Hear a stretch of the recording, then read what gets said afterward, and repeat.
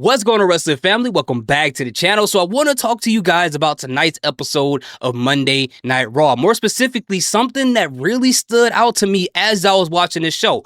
I remember a lot of people talking about WWE's inability to build up future stars, inability to put people in the right place to succeed. But I think tonight's episode of Raw was a showcase that they can absolutely do that. So before we get into that subject, please do me a favor, hit that like button, hit that subscribe button. Let me know how you feel in the comment section. Let's get into this. Now, before we get into the subject, I'm sorry for stopping again. You guys know that I love tag team wrestling. I'm a huge fan of that. So I got to give a salute to the match between the Judgment Day and the New Day. The Day versus Day match, that match was a banger. The crowd was red hot for Finn Balor and JD McDonough. They killed it. They earned it. And just when I thought that it was impossible for me to be excited for the Judgment Day to win get another reign with the tag team titles after the debacle they had before, they got me feeling like Kevin Garnett right now. They got me thinking like this. Anything's possible. Anything's possible.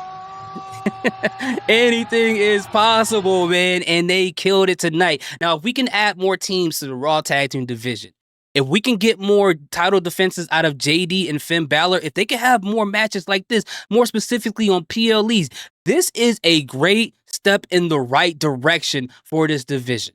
That is a great step for the right division. So I cannot wait to see what they do in the future with this. If there is a draft that happens, I would love to see those two go against the Motor City Machine Guns. I would love to see those two go against so many different tag teams. It will be fantastic. But moving on to the subject at hand, okay?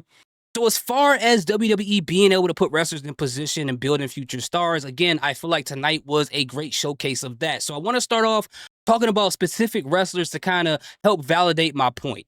And the first person I want to start off talking about is low-hanging fruit. I'm sure we all pretty much agree with this, but I want to point out Lyra Valkyria. We all knew who she was in NXT. I'm sure you guys did, but the people who watched the main product, the casuals, they don't know anything about her. They just knew that she was a bird lady that hoots. They thought she was Harpy lady from Yu-Gi-Oh! They didn't know who or what she was, okay? And then she wins the women's IC title. Now, in the beginning of her run, it was bad. It was bad the way that they handled Dakota Kai. I thought that was strange. With Ivy Now, I thought that whole thing was a huge mess. But I know what a lot of people are going to say. They're going to say, oh, well, Becky Lynch being added to it really saved her title run, which, to be honest, I'm not going to hold you. It definitely did. It definitely did. But WWE had to book and write that situation. And that's what you're supposed to do with your veterans. That's what you're supposed to do with your older stars. Use them to build up, to give a nice rub to the younger stars. And that is exactly what Becky Lynch did to Lyra Valkyria. Now, don't get me wrong. I'm not saying that she's a huge star yet. But for her to have a feud against someone like Becky Lynch to help, develop her on the mic skills, for her to be mixed up in this triple threat match with Becky Lynch and Bayley, which are considered two of the greatest women wrestlers of all time. I don't know what number they are on you guys' list, but at least the greatest of their generation, is a great look for Lyra Valkyria. To keep her on TV on a weekly basis in front of the faces of the casuals, that's how they learn her, because they don't know sometimes people outside of what's in front of their face every single week. And she's been on TV. She's been on Monday Night Raw every single week. He was at, Backlash, had a fantastic match there. Like, I think they're doing great with her. She's going to be one of the future stars. Of course, they have to absolutely capitalize on this momentum, but they're taking her in the right direction. Another person I want to point out is Penta. Penta. Now, I know people will say, well, they know him from Lucha Underground. We all know him from AEW. We all know him from AAA. I know. I watched Lucha Underground back then. I know Penta Dark. I know all of that stuff like that. I get it. But again, the casuals don't know who this guy is. All they know is that he comes out with a skeleton suit on and he walks out like, he does a tiptoe into my Jordans walk, right? Some people may be like, oh, this may be a new version of La Parka. I don't know what they think.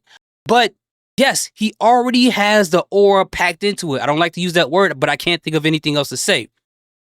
But we all know, if you've been watching wrestling, specifically WWE for a long time, there are people who came specifically from the black and gold era of NXT, who had all of this, I gotta figure out another word to say but all this aura, all the fans loving them. Bobby Roode, main example, got to the main roster and they usurped them of all of that. All of that was gone. I just chopped the wall. All of that was gone. It didn't matter anymore. So even if somebody comes in with all that momentum, all that talent, all that aura, all that personality, you can still ruin it by booking them wrong. And I think in the same situation as Lara Valkyria, he's been on TV pretty much every week, been in the mid card up to the lower mid upper card division, bouncing up and down in there. But regardless of him with or without the title, they've been putting him in position for people to see him every single week. And tonight on Monday Night Raw, he was in the main event of the show. Now, granted, it was a tag team match. I completely understand. But again, there's casuals out there where they'll remember who was in the main event of that match. And I think they're setting him up slowly to get where he needs to be. I'm glad that they're not rushing him into something that he doesn't need to be a part of, but they're slowly getting him there. Now, another person I would talk about as well is Roxanne Perez. Roxanne Perez, remember when she came up to the main roster, they were trying to put her and Julia in a tag team, which would have been the worst decision you can think of. For both of these women, it would have been terrible. They are both huge stars in their own right. So I love the fact that they pulled that. I'm happy that they put a stop to that.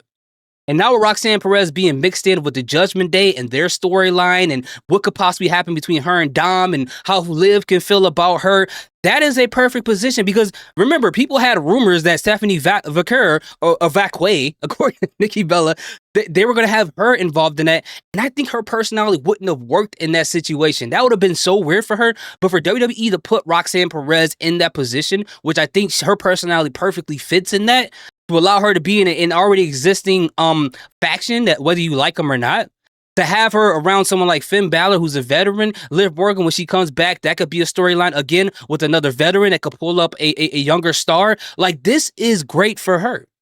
This will be, it showcased that tonight, man. Her being tag team champions, regardless if she won it or not on her own merit, I think this is going to be great for her. Really, really good for her. I mean, we could even talk about Night of Champions where, you know, Jade Cargill wins Queen of the Ring, whether you like that or not. But hey, she's a newer star. She's a newer star. I know she's been there for a bit now, but that is nice for someone different, right? And then the last person I really want to talk about is a person who came from a different brand. You know, it's not that they're newer. Yes, he's an old head, but the position they got him in right now on Monday Night Raw is way better than what they had him on SmackDown. And I'm talking about LA Knight. To have him in the mix of having an issue with Seth Rollins, it looks like he possibly can really have that World Heavyweight Championship, which I think he deserves. Because I felt like what he was doing on SmackDown got capped at the US title. And I think WWE knows that for the rest of the year, John Cena is not losing that title. So we got to move him somewhere else in order to give him an opportunity to at least look like he may get that title, which I think he definitely should. You're putting him in a situation to succeed. I think that's great. Now, don't get me wrong. I know this sounds like a lot of glazing, like Krispy Kreme of Triple H. I personally don't care about what people think about Triple H, okay? I'm not here to defend him. I don't know him personally, nor does he pay me money. So there is no reason for me to care about him. But I want to talk about exactly what I see in front of my face. And, you know, it looks like they're starting to move things in the right direction. I mean, Io Sky is finally getting a title defense. I mean, that's another bonus in itself, you know, but that's just how I feel. I thought tonight's episode of Monday Night Raw was fun. Raw episodes are always better when there's a lot more wrestling than there are promos or backstage segments. And I think the matches tonight got a lot of time. But again, showcasing the fact that they are trying to put people on and at least put them in the right direction. Is all of this stuff going to work in the future? I don't know. I can't say. You know, all I can do is be along for the ride and talk about it as it goes. So if you agree or disagree with me, please let me know in the comment section how you feel. Thank you guys so much for watching. It is extremely hot in here, so I got to go get the AC turned on. Thank you guys so much for watching. I salute. Peace. Have a great day.